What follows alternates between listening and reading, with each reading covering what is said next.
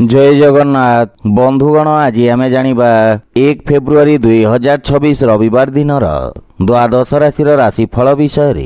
एही दैनिक राशिफल चंद्रंक गोचर गणना को नहीं आधारित एवं चंद्रंक गोचर गणना आम जीवन में बहुत प्रभाव पकई थाए।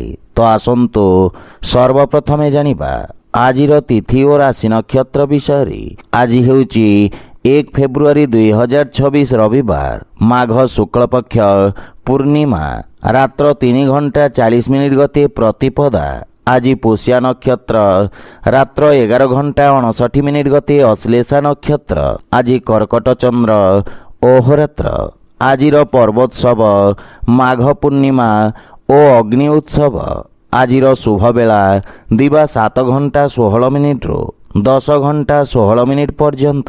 आजिर सूर्योदय प्रातः 6 घंटा 31 मिनिट। आजिर सूर्यास्त संध्या 5 घंटा 43 मिनिट। आज घात चंद्र नास्ति एवं मेष राशि घात बार।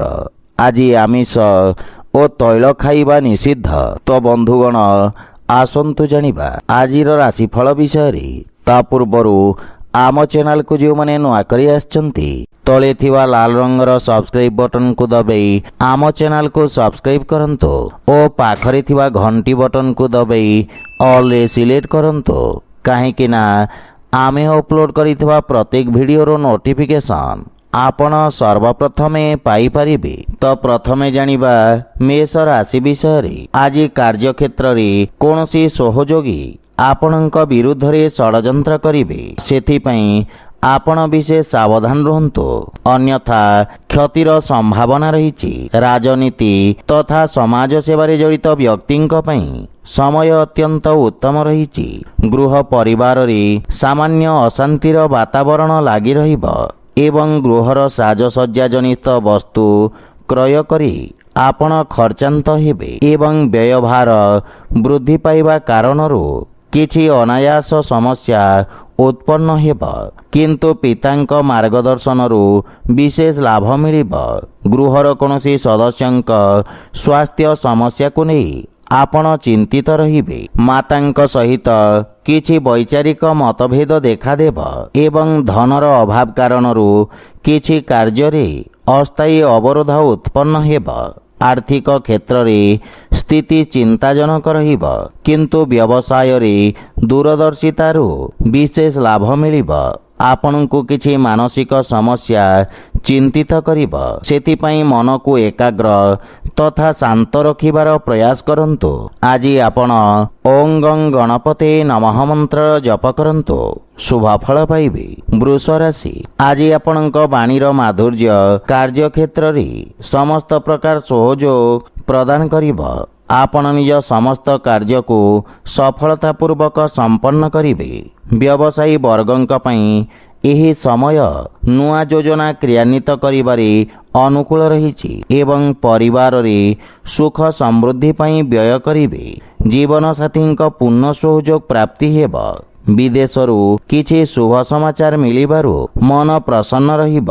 बड़ भाईंक विशेष सहयोग आपणक उन्नतिर कारण हेब। पितांक स्वास्थ्यावस्थार विशेष ध्यान रखंतु एवं प्रेम जीवन रे मधुरतार भाव रहिब। आर्थिक क्षेत्र रे आर्थिक उन्नति हेब किंतु पारिवारिक खर्च रे वृद्धि कारणरू मानसिक चिंतारे वृद्धि घटिब।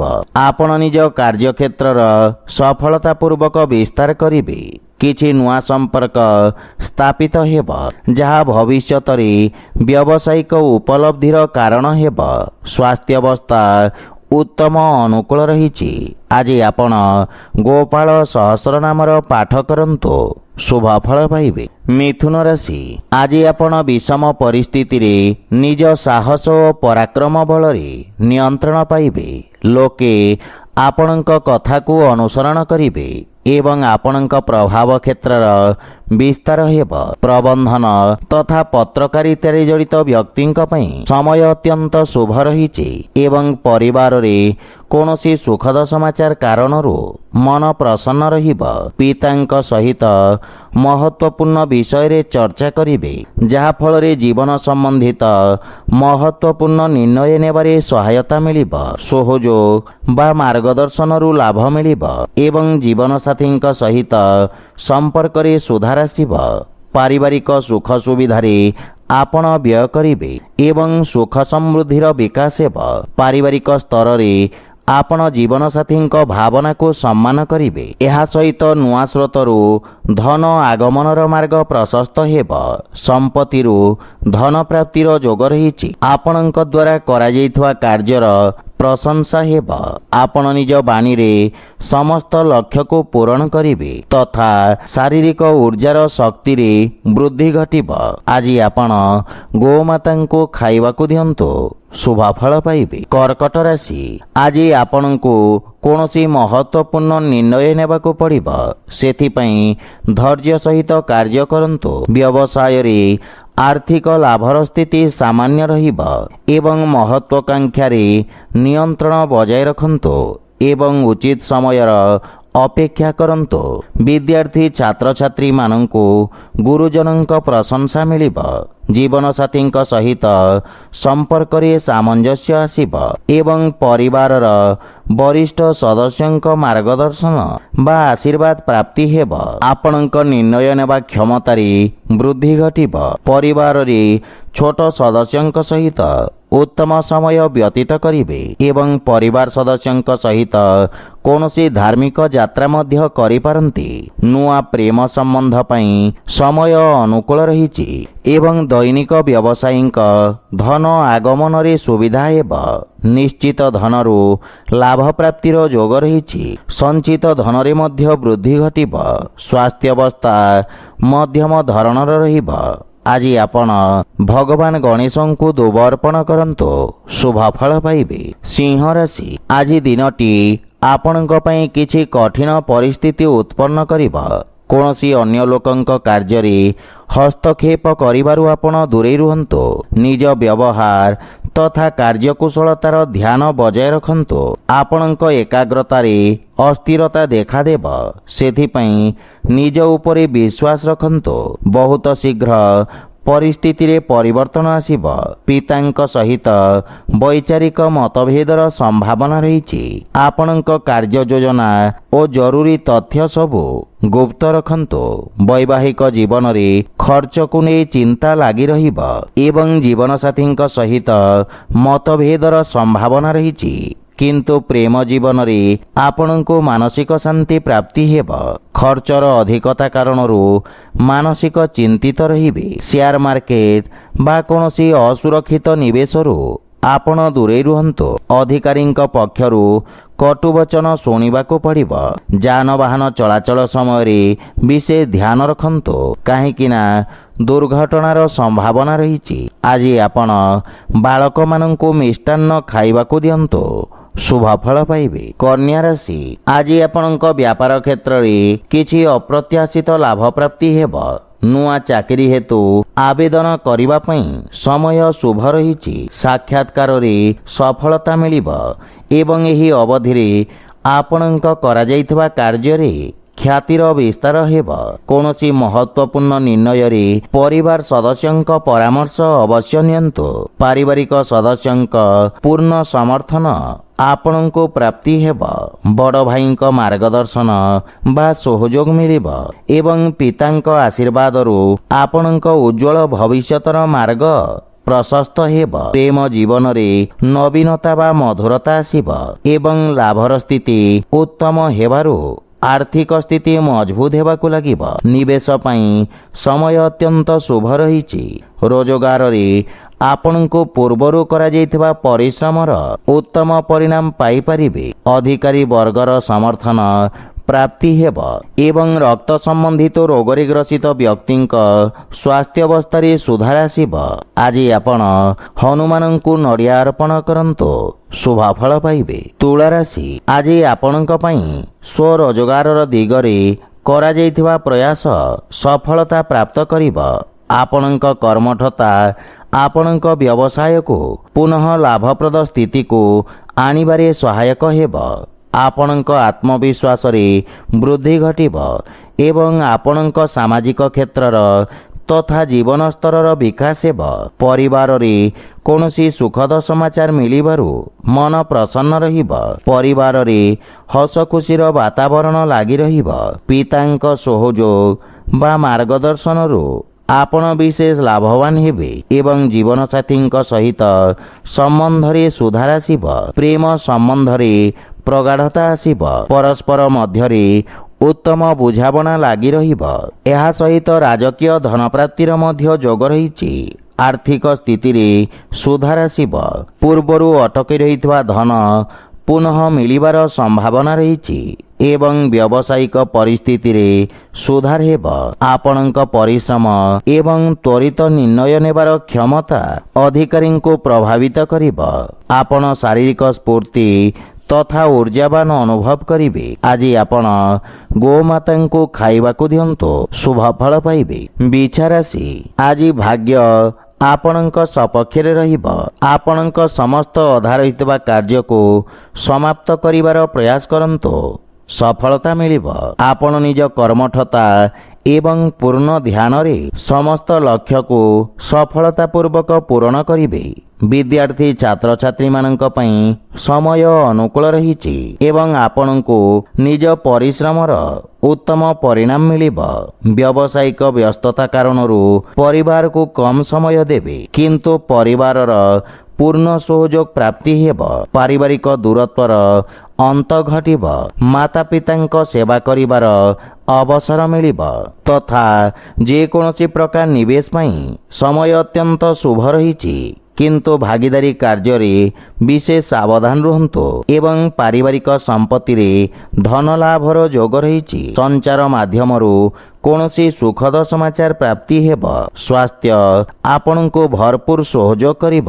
ଆପଣ ନିଜର ସମସ୍ତ ଲକ୍ଷ୍ୟକୁ ସଫଳତାପୂର୍ବକ ପ୍ରାପ୍ତ କରିବେ। ଆଜି ଆପଣ ଅସହାୟ ବ୍ୟକ୍ତିଙ୍କୁ ସହାୟତା କରନ୍ତୁ, ଶୁଭ ଫଳ ପାଇବେ। ଧନୁରାଶି, ଆଜି ଦିନଟି ଆପଣଙ୍କୁ କିଛି ଆର୍ଥିକ ବିଷୟ କାରଣରୁ ମାନସିକ ଚାପର ଅନୁଭବ କରେଇବ।